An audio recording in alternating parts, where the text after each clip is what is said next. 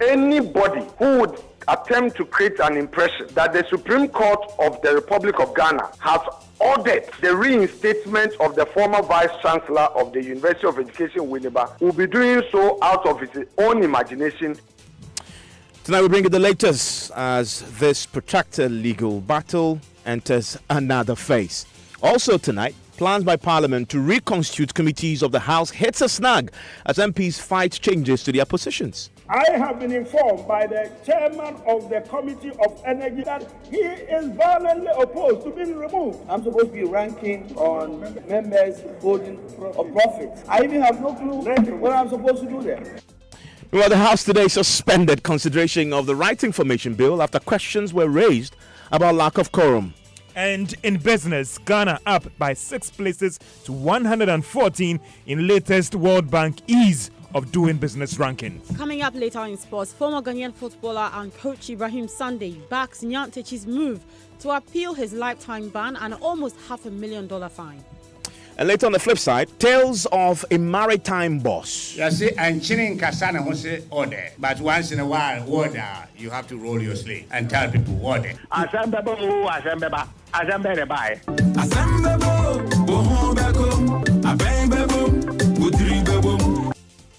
Stay with us for the details of that story and more. So, and I say WhatsApp 0244340437.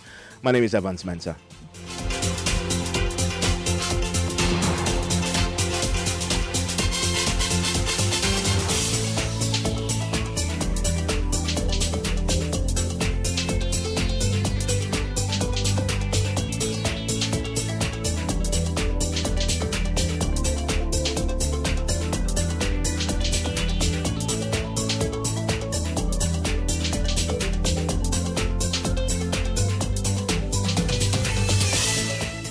And let's start from the Supreme Court, because the court today has blown government's case against the former Vice Chancellor of University of Education, Winneba, wide open, as it declares today that the former VC was not giving a fair hearing before he was removed. In fact, it has now triggered a next phase of this whole court battle. The court, in quashing the ruling of the Winneba High Court, said it breached the rules of natural justice.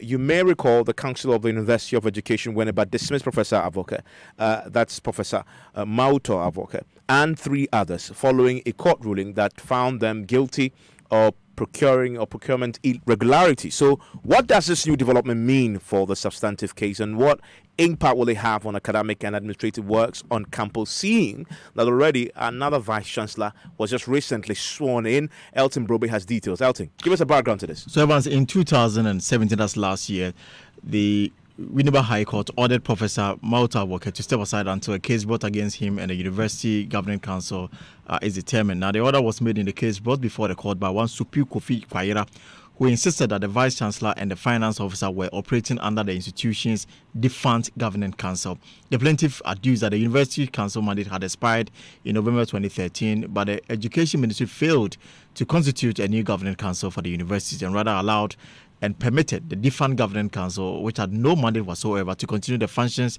of a properly constituted Governing Council as if same had been done properly constituted. Now, this Mr. Kwayera insisted was unlawful and hence legal action against the University of Education, Winneba. However, before the substantive claims were looked into, the university, through its lawyers, applied to the court to dismiss the suit on 3 counts, but application was dismissed. The High Court subsequently found Professor Avoke and the school's finance officer, Dr. Theophilus Senyo Akole, guilty of procurement and other financial irregularities. The court subsequently ordered the retrieval of all monies paid to the contractor of the North Campus Road and the forensic audit of the project, stored. So that's the background. Later, I'm sure you're aware, eventually a new VC was inducted into office. There was an injunction application that was pending before court. It was not granted, which, allowed President Akufo-Addo to go and then exercise his constitutional mandate and then, inducted into office the current VC, Professor Anthony Afo Mensah, as the new VC. And the president was there in swearing him in. I remember speaking to lawyer Dr. Raymond Atuguba, who had objected, in fact, raised legalities about the president's endorsement of the new VC because the case, he believes, was still pending. Let's speak to lawyer Afenyo Marking is also an MP, but you remember that he had represented Kofi Supi Kwaira. You mentioned him in the background you just gave us. They went to court and raised the procurement irregularities and got a judgment in their favor. He joins us on the telephone line right now.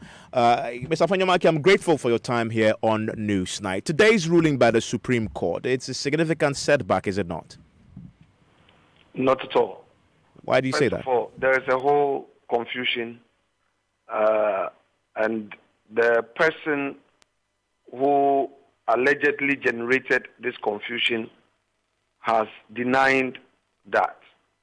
So, to me, it doesn't create a conversation. But be that as it may, let me proceed on the issues of substance.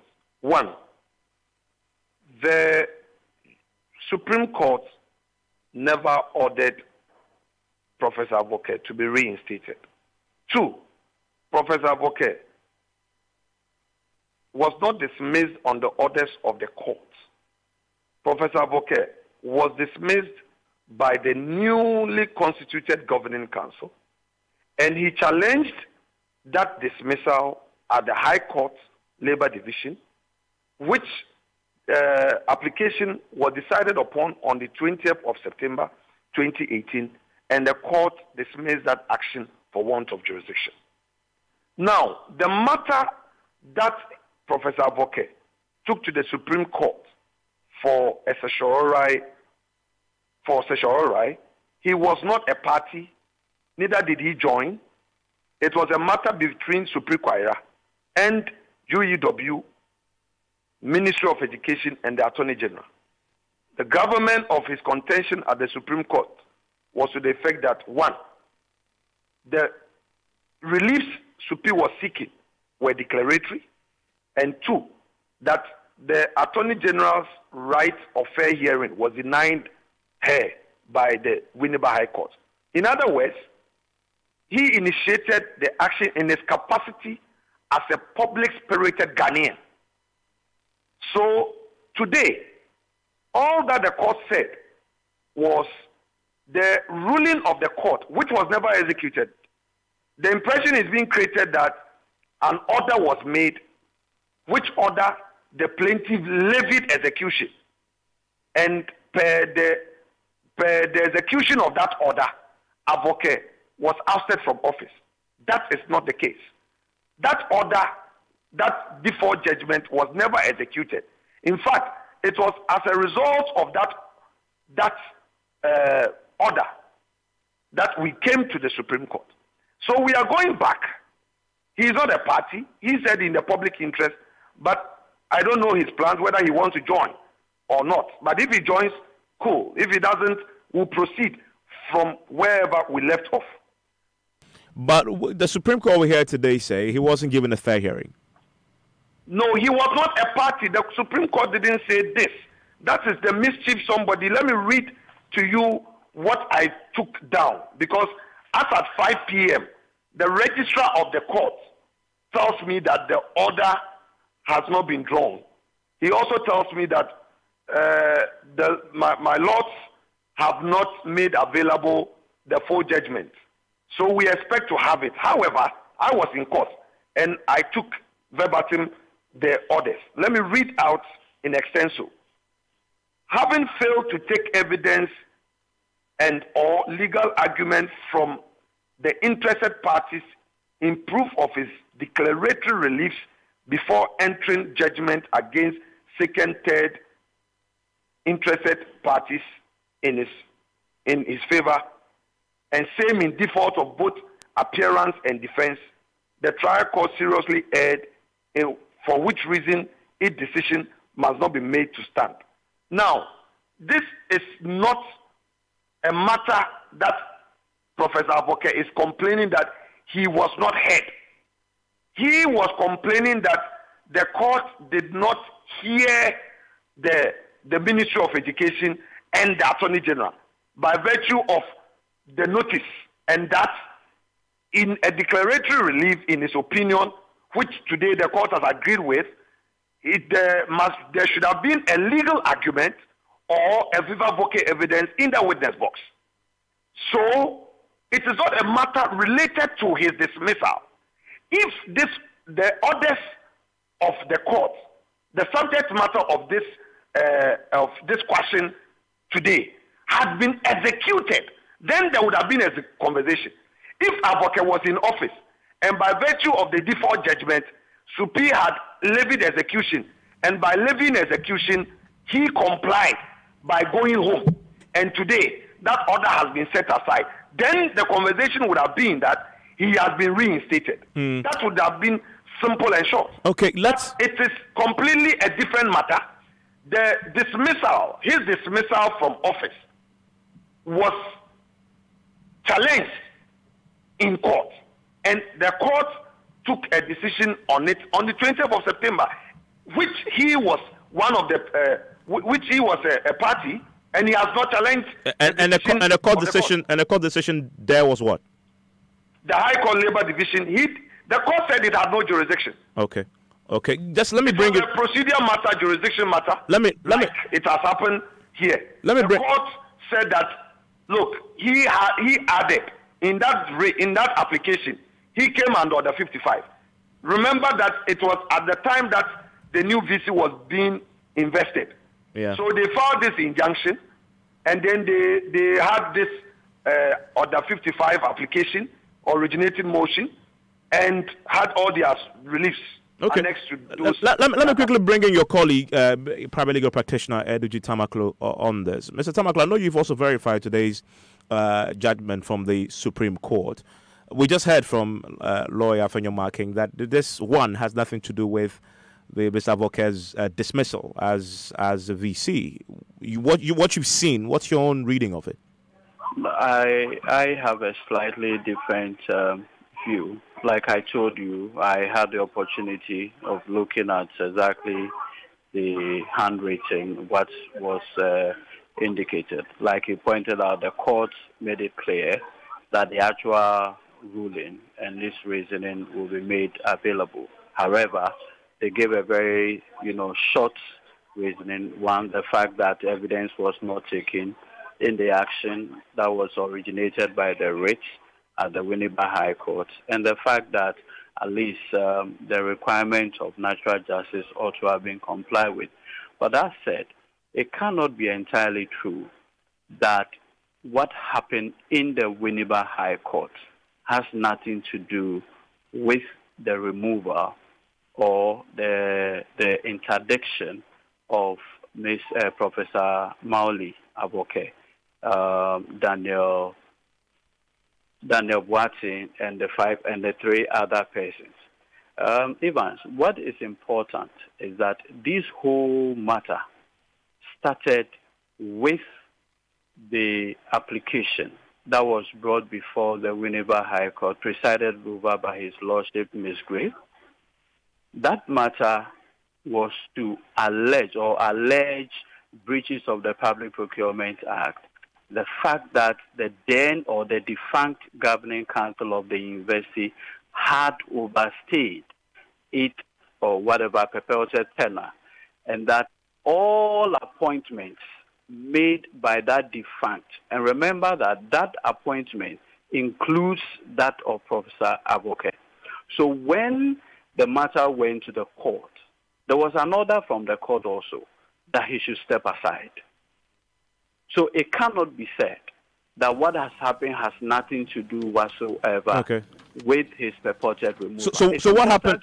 It's important to make this point, however, that the new governing council, knowing that there was going to be a decision of the court, that is December 20th, somewhere around August 2017, then said, on the basis of an emergency meeting, they are asking or they are interdicting the professor on the basis of missing documents, obviously to overreach whatever. So if you read the concluding statement of the decision or the ruling by His Lordship Justice Apau, and with your kind permission, may I just read that? Very briefly, if it's very brief, in a few seconds. Yes, very brief.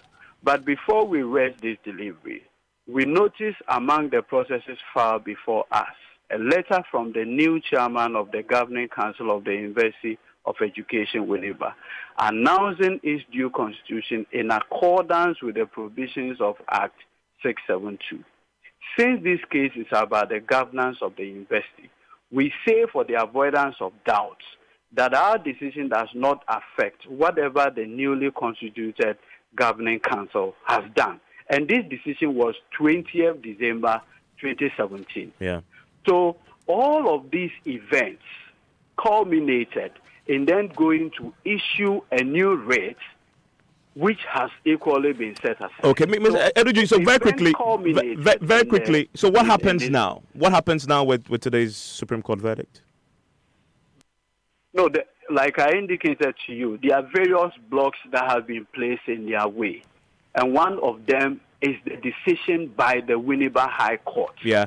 And that is why, in the superior wisdom of the justices of the Supreme Court, they felt that it was important that these persons be heard. Okay, so that I guess will happen now that the Supreme Court had finished on this matter. I'm grateful that you joined us. Earlier I heard Alexander Fenyo-Makin, who also spoke to us because he was a lawyer for the plaintiff who took this matter to court in the first place.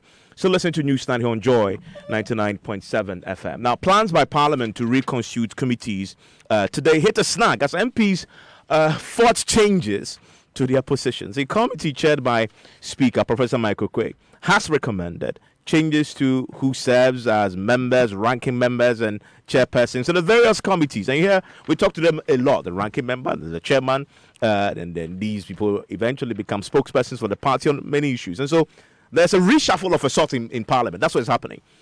But some MPs are unhappy because they were not consulted. They just saw that their names have been moved around to other committees, etc. They are alleging breach of the standing orders of the House. Joseph Opoku-Gakpo is our parliamentary correspondent and joins us in the studio. Joseph, tell us about this significant changes being made to these committees. So the Speaker's Committee has made a number of recommendations, and this is a conversation that happened both at the level of the majority side and the minority side, and we've come to some conclusions. For example, we would usually speak to Joseph Yilechere as the minority spokesperson on health. He is the ranking member on the Health Committee of Parliament. He's been replaced by Kwabena Mintah Kando. He is the new ranking member on the Health Committee in Parliament. Kwabena Mintah Kando, the MP for Joaboso. He's would now be the chairman of the ranking member. The ranking member, as in the lead minority person on the Health Committee, and replacing Joseph Yilechere. That is, if this stands, that's what will happen. Yes, okay. yes. Again, the committee also is reconstituting the Committee on Subsidiary Legislation, which is usually chaired by the minority side. And until now, Mahama Yarega, the Boku Central MP, was actually the chairman of the Subsidiary Legislation Committee. And let's clarify, that committee's chair always goes to the minority party in the House. Yes, so there are two committees that we have such a situation, the Public Accounts Committee and then the Subsidiary Legislation Committee. Mahama Yarega has been replaced as chair of that committee with Dominic Ayine, Dr. Dominic Ayine, who is the former Deputy Attorney General. One additional change that we've seen, the Communications Committee in Parliament. Yeah, that's a significant. There's been a lot of controversy surrounding that in the wake of the Kelny GVG and, of course, the other conversations surrounding the extraterrestrial, broadcast deal. Yes, but the chairman of the committee, Kennedy Ejapong, is maintaining his position as chair. Oh, of the Communications Committee. Yes, and then Andrew Ejapa Mesa is taking over as the vice chair. But when it comes to the position of ranking member, the lead minority person on that, you remember who that? Yes, was? That's Sam George. No, it's actually ABF Husseini, yes, was a communications, but he was just a member. Sam George was a member of the communications, yes. He remains a member of the committee, but then when it comes to the ranking member, the lead minority person, Alhaji ABF Husseini has been replaced with the Honorable Bashir Husseini. So it's actually him. So ABF Husseini is maintaining that position as well. Okay, as the ranking. Changes. All the rest, including Sam George, are keeping their positions there. But then one other change has been on the Government Assurances Committee. It used to be we having the situation of Emmanuel Bejra, the MP in the Volta region, as the ranking member. He's been replaced by Rashid Pelpo, who is the MP for Wa West, taking over, and a number of other changes. Some of those in the committee have been shifted to other. So why are the MPs complaining? They say that the requirement is when such thing needs to be done, there needs to be adequate consultation of members of parliament. They say that did not happen. Katie Hammond raised the issue on the floor of parliament earlier today, as well as Emmanuel Ama Kofi-Boa, who is the MP for Lembele. He also says his position has been changed and he's not been consulted. But the lead minority person, when it comes to the majority whip in parliament, he had some explanation on how come some of the changes happened. I have heard a lot of murmurings from some members who are being moved. And the reason for that, Mr. Speaker, appears to be that none of them appears to have consulted chairman of the specific committees, have not been notified. The changes appear to have been made in a violent breach of the provisions under 193. I have been informed by the chairman of the Committee of Energy on which I serve, Mr. Speaker, that he is violently opposed to being removed. Mr. Speaker, no consultation. The report as presented is in breach of our rules. We cannot condone it. It is not proper. Mr. Speaker, I invite you to make a ruling that the report be taken back, the appropriate and proper procedures be followed as mandated by our standing orders. I'm aware that changes are being made, but nobody has even informed me. I'm supposed to be ranking on members holding a profit. Mr. Speaker, I even have no clue what I'm supposed to do there. Mr. Speaker, he made a particular reference to the chairman of the Committee on Energy. I want to submit that Honorable Katie Hammond, you came to me pleading on behalf, let me say it, because it's in bad faith.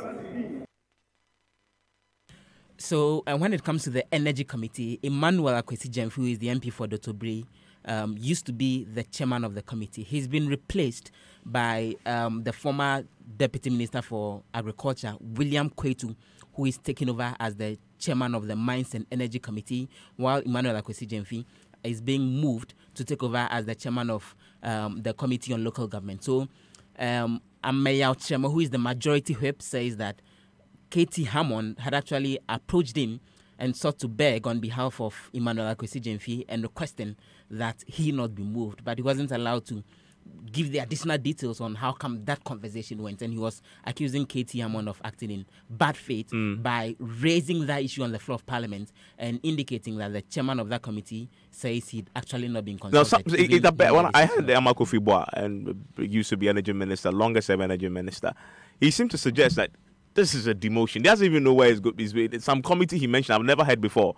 What is it called? It is the Committee on Members Holding Profit. So this committee, if an MP wants to hold an office and work even outside serving as a member of parliament, they are supposed to send an application to that committee. He's moved out to that committee as ranking? Yes. Moved from where? He used to serve on the Energy Committee. Yeah. Not exactly as the ranking. Yeah. He was previously an ordinary member. So how besides, he doesn't even know what he's going to do on that committee.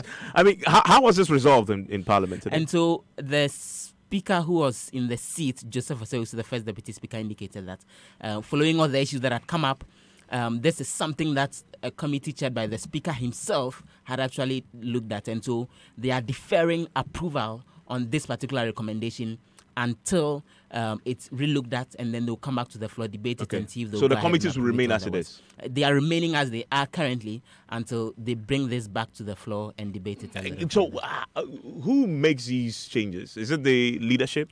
So definitely the recommendation will come from the leadership in Parliament. In fact, there's a committee that's in charge of selection, which takes the decision on which MP is supposed to serve on which committee. And it has the majority leader, the minority leader, as well as the Speaker of Parliament himself on that particular committee. So they took the decision? So, yes. And obviously it came based on the specific recommendations from the leadership of both houses when it comes to the majority and the minority. Let's stay in Parliament because the House today suspended consideration of the Right Information Bill after questions were raised about lack of quorum. Tell us more. I mean, this came up yesterday. There was a protest, etc. They were supposed to do it today, and then they said there was no quorum. Yes, and so today the House started looking at that, but Katie Hammond, the Adansia Sokwa MP, drew the attention of the House that there weren't adequate numbers to actually look at this particular issue, and it resulted in a situation where the first deputy majority leader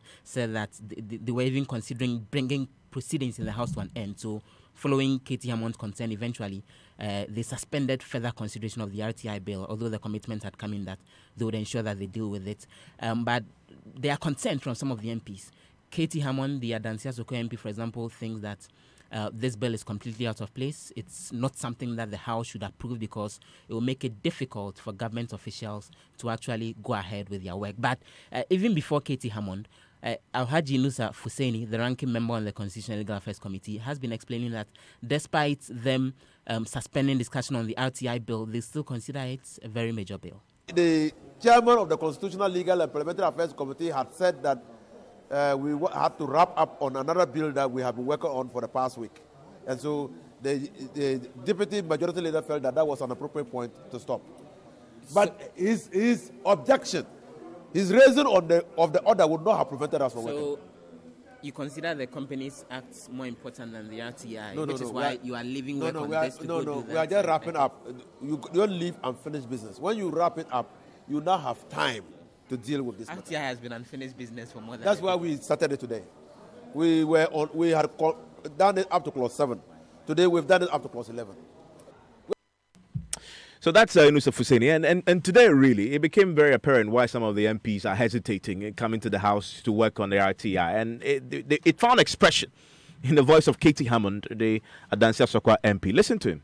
It's a gold mine for journalists. He says it. It is not a gold mine for the generality of the populace. It's just the same way you are going about it. I can understand. You need it because gold nuggets are in there everywhere for journalists. That's what you need. One single slip, ministers can't operate. Governments cannot proceed effectively. Governance cannot take place meaningfully with this sort of sword of whatever hanging at this albatross riding around you. Understand? You need a peace of mind to run a government.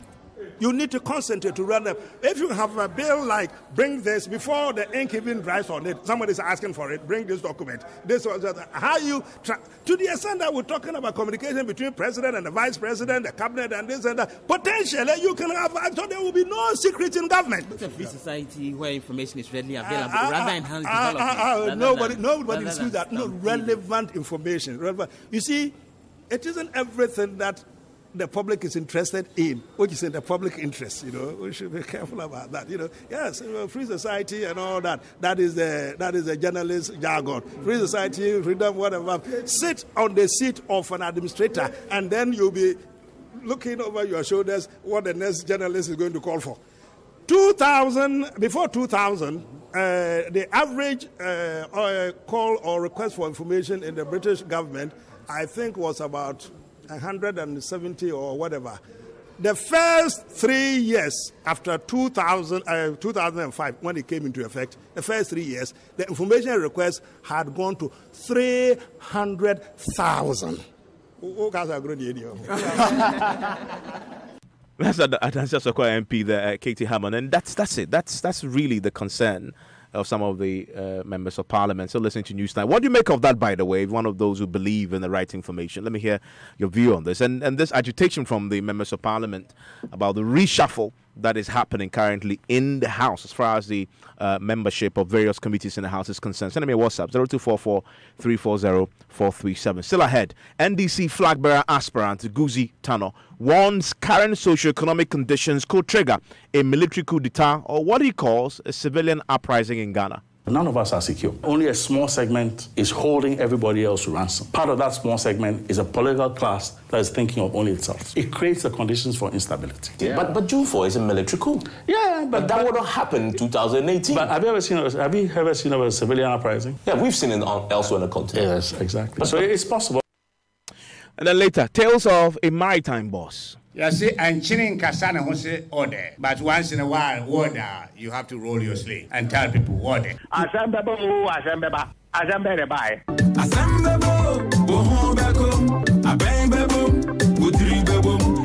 want to stay with us for all that and more.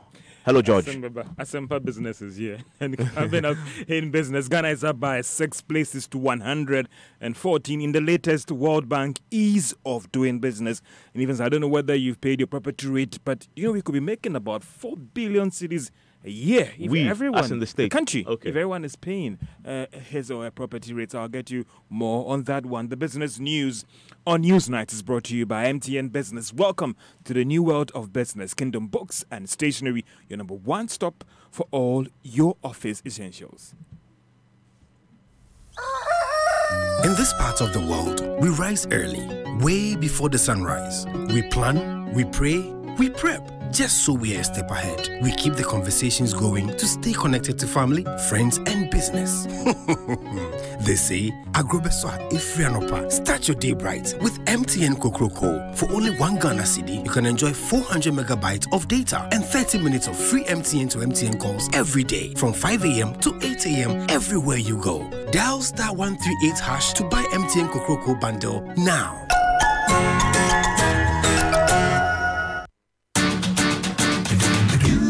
Nothing but the best, we stay above the rest.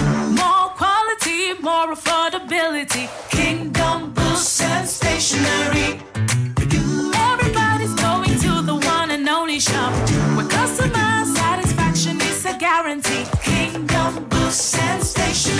Oh yes, with our 30 days credit facility with no interest charge, free delivery services, and our free consultation on setting up your office, Kingdom Books and Stationery is unmatched in our delivery of quality and affordable office essentials, equipment, and furniture. Experience world-class customer service in all our branches in Accra, Tema, Kumasi, Cape Coast, and Takoradi. Call us on 0302-764-101 or visit our website at www.kingdomgh.com. Kingdom Books and Stationery, your number one stop shop for all office essentials and stationery. Terms and conditions apply. Now, this very moment, it's the pulse of possibility, potential, power. It's time to make your move, to take that step. The time is now. Now. The great things you do tomorrow start with the small steps you take right now. So take that step with Old Mutual. Call us on 0302-230-638 and make now count. Old Mutual. Do great things every day. It's a third edition of the Joy Prime Made in Ghana Fair. Come witness Ghanaian originality, authenticity, and rich culture as we display Ghanaian inventions, locally made clothing, shoes, bags, jewelry, chairs, Ghanaian music, and many others at the Junction Mall, Nungwa Barrier from the 1st to 4th November, 8 a.m. to 8 p.m. each day. On Friday, 2nd November, 8 p.m. sharp, top DJs face off in our DJs Banter with our stellar lineup of presenters from Joy Prime and Hit FM. Fashion will definitely meet music on Saturday, 3rd of November at 7:30 p.m. sharp as Ghana's Made in Ghana brand ambassador Ochami Kwame, the rap doctor, gives us the biggest show of a lifetime. If you're a fan of Joy Prime and Hits FM, you stand the chance to compete with your favorite celebrities at the cooking competition on Sunday, 4th November at 3 p.m. This year's Joy Prime Made in Ghana Fair is packed with lots of activities and many other surprises, starting from the 1st of November to Sunday, 4th of November from 8 a.m. to 8 p.m. each day. For any info, just holler these numbers 0274-020-699 and 050-214-8535. This event is brought to you by Joy Prime and powered by Hits 103.9 FM. Sponsored by Susie Herbal, Virgin Port Cosmetics, Olive Paints, Justy Fashion Limited, Awokomi, Kaiser Apple, Power Health Products, Home Foods, and Piano Bar. Media partners: Joy FM, Adom FM, Asempa FM, Insure FM, Love FM, Swag of Africa, Konkonsa, Zion Felix, AmeaDebra.com, and Ronnie is everywhere. Joy Prime Made in Ghana Fair 2018.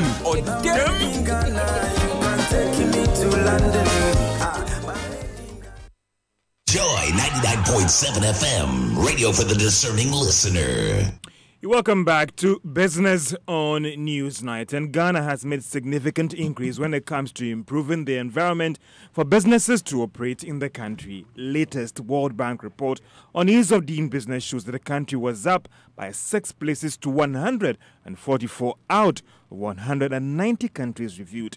There is more in this report. I mean, this is not to say that we will not open any more branches, but we will only open branches if it is really critical. But otherwise, the way forward is, the promotion of technology, so. And apologize for that wrong sound as we get you an actual report on doing business Ghana and how Ghana fared in terms of doing business around the world and in the country. We're bringing you more on that one as we bring you the rankings on the Doing Business report. The World Bank Ease of Doing Business report looks at reforms that have been undertaken by the various countries in the world in terms of improving the environment for the growth of businesses. The report assesses the 190 countries on 11 main indicators, and these are starting a business, dealing with construction permits, getting electricity, registering property, getting credit, and protecting minority investors. The rest are paying taxes, trading across borders, enforcing contracts, resolving insolvency, and labor market regulation. The report showed that Ghana's significant jump was influenced by improving the environment when it comes to dealing with construction permits and trading across borders, especially when it comes to the implementation of its paperless customs clearance system. The country was also credited for the payment of taxes by businesses. 4 African economies, Togo, Cote d'Ivoire, Kenya, and Rwanda, are among the top 10 most improved economies globally.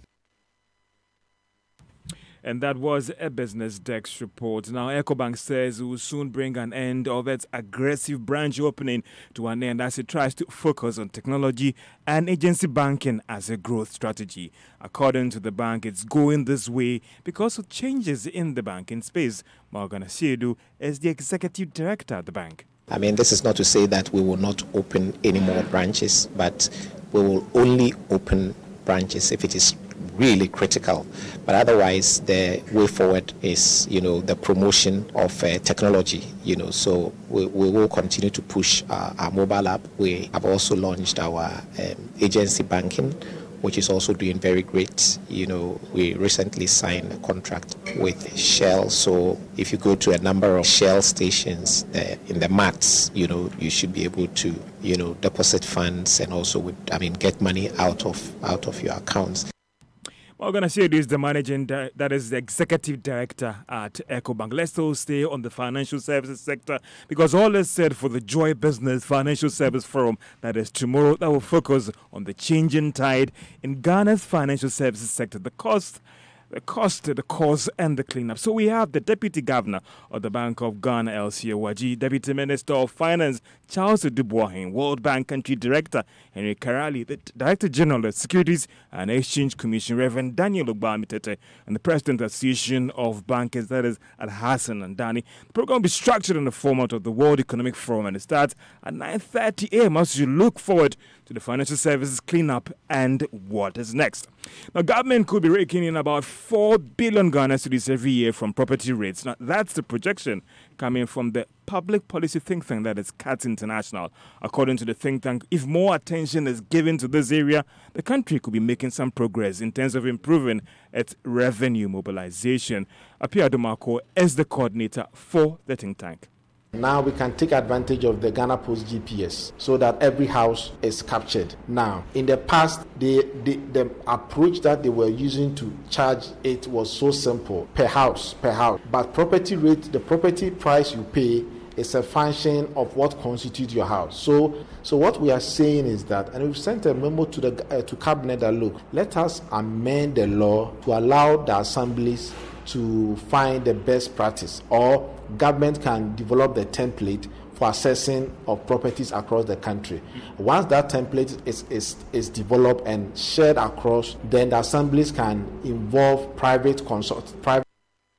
Adumako there is with CATS International. The Minister for Trade and Industry, Alain Chairmantin, has assured that government will put in place measures to see the successful implementation of the textile stamp policy. Now, this assurance follows agitation by some importers and traders in Accra over the decision by the ministry to use the Tema port as the only entry for the textiles prints for the policy. Let's hear more from the minister.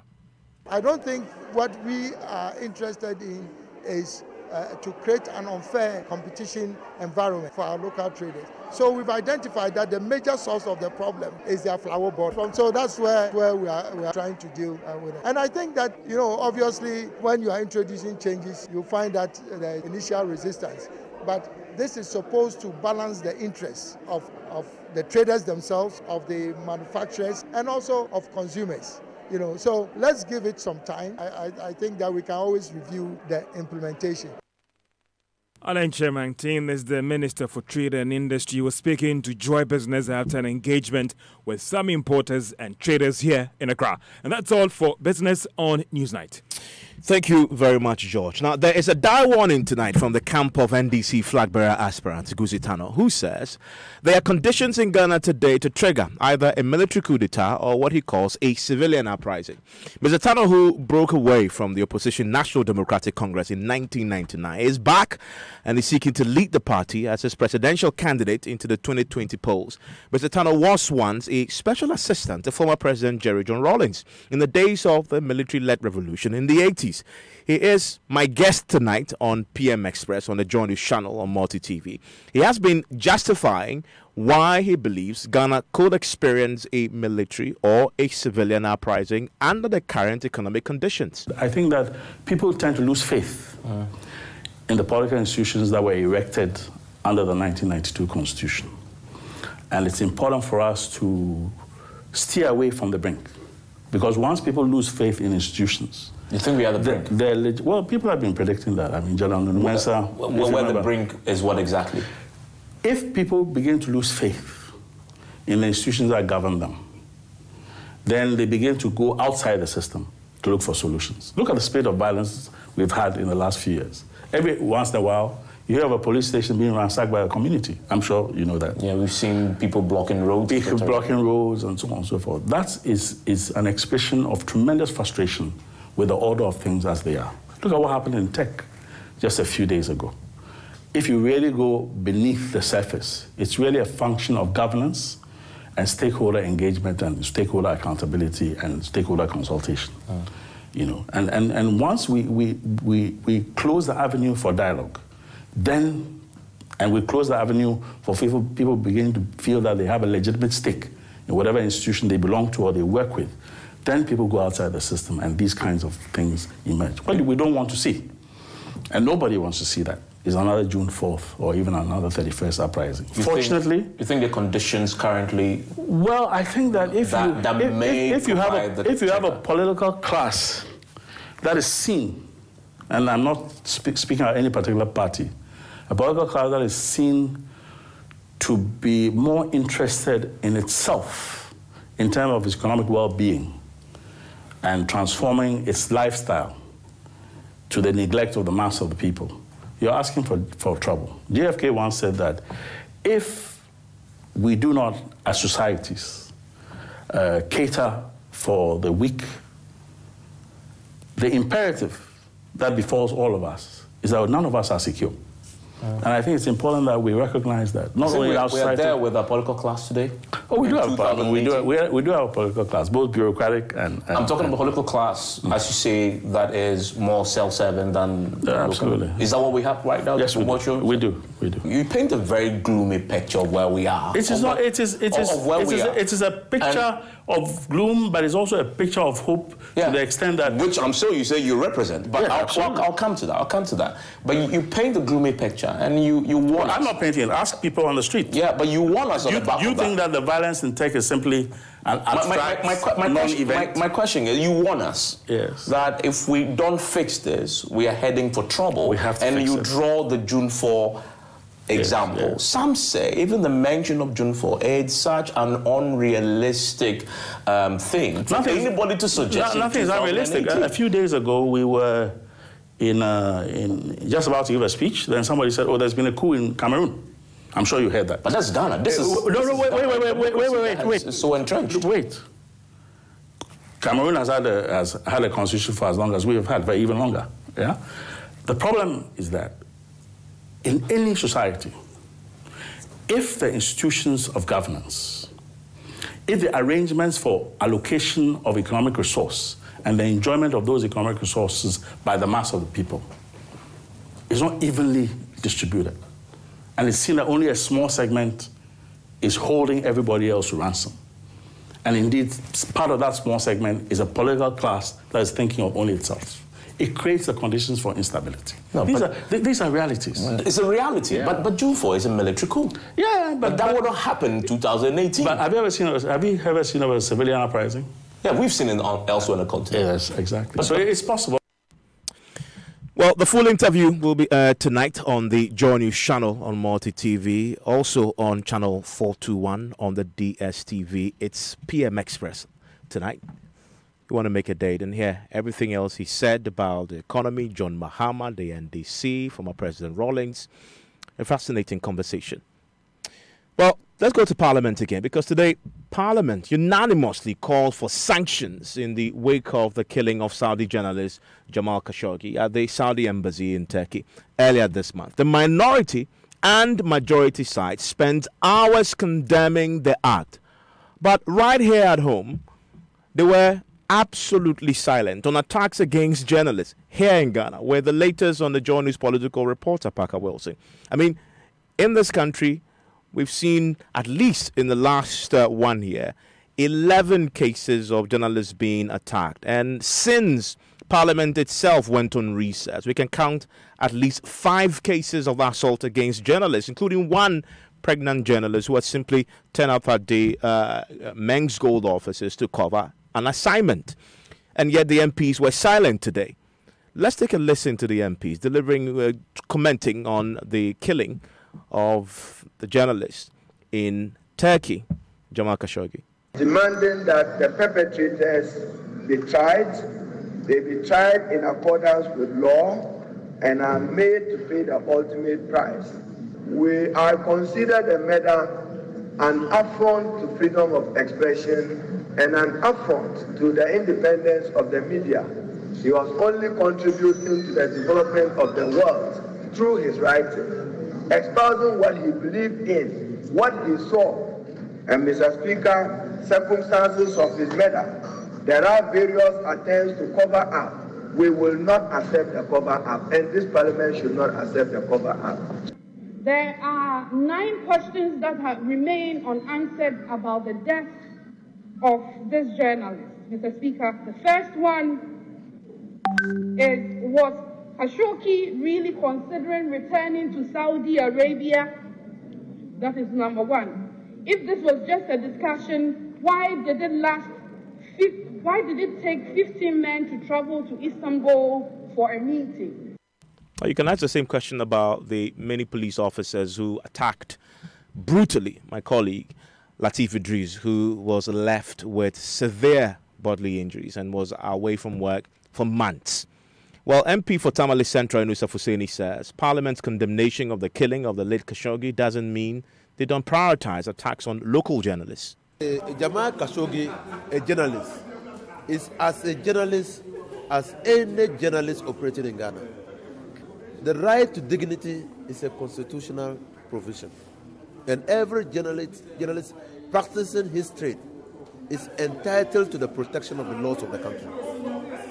And so, probably when we condemn, we don't condemn them so vociferously, because we know that journalists are human, and especially in Ghana, the Fama Nyame syndrome is ingrained in us. And so when it happens, we don't condemn it that way. But I tell you, we take serious view of the attack on journalists wherever they are, including our own journalists. My brother, why will somebody just walk up to you and hit you just because you are practicing your trade? Why? It doesn't make sense. Well, he says they condemn attacks on journalists wherever, but yet They spend all this time today talking about the journalist who was killed, and this tragically, and everybody condemns that in no uncertain terms. We do as well. He's a brother as well. Wherever it happens to a journalist, he is one of us, Jamal Khashoggi. But when you are a member of parliament and you represent constituencies here in Ghana, you have an opportunity to comment about an attack and an assault or a murder of other journalists elsewhere in the wake of similar attacks here. Of course, we haven't recorded a fatality yet, but 11 in 10 months, 5 at least since Parliament went on recess, is enough at least to get one comment from members of Parliament in the House. We didn't have that today. Let's speak to Dean of the School of Information and Communication Studies, Professor Audrey Gadzekpo, joins us on the telephone line right now. Prof, thank you very much for your time here on Newsnight. What's your own reaction to what happened today in Parliament? Thank you for having me, and good evening, everybody. I was a bit, shall I say, surprised because of how much time was spent on this issue. I mean, it is true that Ghana belongs to a community of nations, and we've had other nations put on record their strong aversion for what happened in Turkey. But I think that you're absolutely right that they need to have been more concerned when incidents of brutality against journalists have happened on our own doorsteps. I think, of course, you cannot equate the horrific murder of Khashoggi to anything that has happened in Ghana. However, I absolutely think that brutalizing journalists in Ghana deserves our parliament to make such equally passionate statements.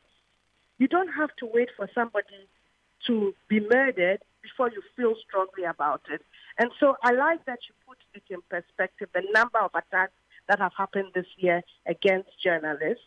And that in itself should prompt Parliament that something ought to be done and that their voice needs to be heard. And I saw yesterday a good friend of yours and ours as well, Ken Ashigbe, was on one of our programs yesterday, and he produced a graphical representation of the assault and detailing which groups of people are the culprits. And it showed that politicians, political parties, their signs, their supporters appear to be the biggest culprits of this. And so you think that when politicians find an opportunity in the parliament, they'll do something about it. But doesn't that betray a certain sense, really, that our work is not valued? And so we will celebrate anything else international and talk about it. But when it comes to us as journalists working locally, there's not much value that is placed on what we do here. And so they will ignore us. I think that perhaps you're right, but I think also it exposes a bit of hypocrisy and a certain lack of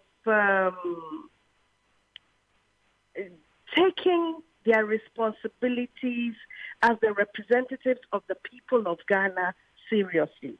You know, it's easy, of course, for them to make statements because it's meaningless, isn't it? It really doesn't matter when they're calling for whoever to answer questions about what happened to a foreign journalist that they didn't know before. It's almost meaningless. It's only symbolic, you know, and they don't have to suffer any sort of backlash or controversy if there are other people on the other side. It takes courage and conviction for them to comment on things in their locality, because when you do that, you are, of course, going to anger some people who disagree with you. So, for example, in the case of the Joy FM Latif, the Joy FM journalist, it was our own security forces who did that, okay? And I think that the parliamentarians ought to condemn it, but some of them may be apprehensive or because it will mean going against the police. And that's what I find very sad. You know, it's the same with some of the assaults. For example, the assault on the journalist by the NPP. The woman at the NPP headquarters. Yes. And foot soldiers. It means taking on their own political operators who they know have stepped out of line, but none of them will have the courage to do so because they don't want to pay the price. So really, hearing them today for me was really empty. I'm grateful that you joined us. That's Professor Gadget Bodeh. And joining me is a colleague journalist, Baba. Baba, have you ever been assaulted? Oh, yeah. You have been? Yes. Oh. At the Accra Sports Stadium. What happened? During the Black Stars game. By supporters? No, not by supporters. By a then member of the Ghana League Clubs Association. Wow, Baba. And this is something we put together just to respect and pay tribute to all our colleague journalists who have been assaulted in the last year. Incidents of attacks on journalists from January 2017 to October 2018. February 27, 2017, Kotoko Express reporter Gideon Butchie physically attacked by a fan and steward of Ash Gold during a football match. March 5, 2017, officials of Accra Great Olympics attacked and expelled photojournalist Senye Jom Adadevo at the Accra Sports Stadium during a football game. March 6, 2017, soldiers attacked freelance journalist Kendrick Ofei during Ghana's 60th Independence Day celebration at the Independence Square. June 27, 2017, journalist Isaac Insian Foster with Otech FM in Kumasi physically attacked and equipment seized by workers at a construction site where he had gone to do some investigations. July 2nd, 2017, three-member TV3 crew, Maypaul Soa, Richmond Tano, and Peter Asare were assaulted by some suspected land guards while investigating encroachment on a piece of land at Teshi. And the list goes on and on. You're just telling me one of your colleagues was sexually assaulted in... Myself and her were together. Wow, that's serious. I mean, just to prevent us from entering the stadium or, more or less, the message was just simple. This is for men. It's not for women. So just leave. Just leave. Or Baba, what do you have in the sports headlines? Former Black Stars player and coach Ibrahim Sande wants World Football Governing Body FIFA to reduce the lifetime ban and almost $500,000 fine handed ex-Ghana Football Association President Kwesi Nyantakyi yesterday. The former Asante Kotoko coach, who is shocked at FIFA's decision, believes although Kwesi Nyantakyi deserves some punishment, what was pronounced by the adjudicatory chamber of FIFA yesterday was quite on the high side. In fact, I was sad. I was sad in the sense that I didn't expect the Nyantakyi to be banned and to be fined at the same time. Maybe punishment, but I know they will punish him, but I was not expecting a punishment so high like that. But meanwhile, Kwesi Nyantakyi, who says he was shocked and deeply saddened, has instructed his legal advisors to urgently appeal against FIFA's decision, as he thinks it is unfair, harsh and unwarranted. In his statement released earlier today, the ex-CAF vice president said he would use all the legal channels available to seek redress and establish the facts he presented to the committee, adding that even though he had already resigned from all his football positions, it was important he established the facts with the sole aim of clearing his name. This is a move backed by Coach Ibrahim Sande.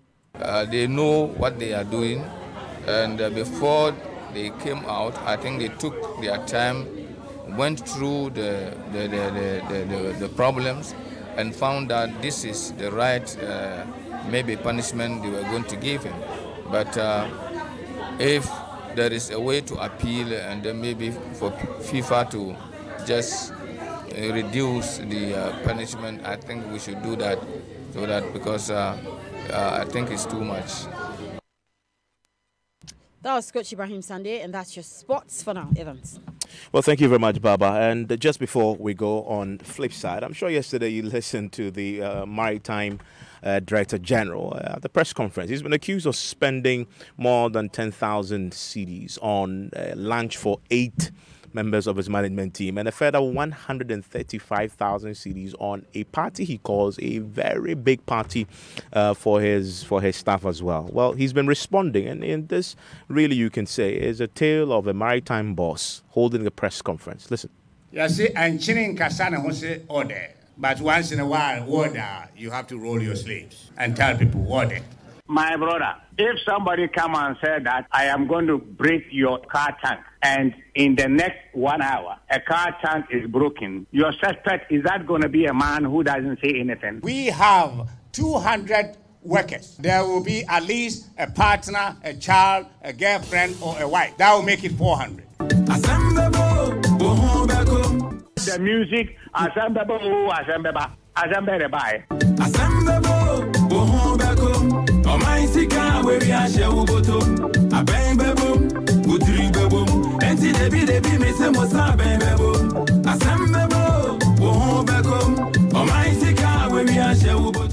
Tales of a maritime boss there, and then news tonight. My name is Evans Benson. Enjoy the rest of your evening.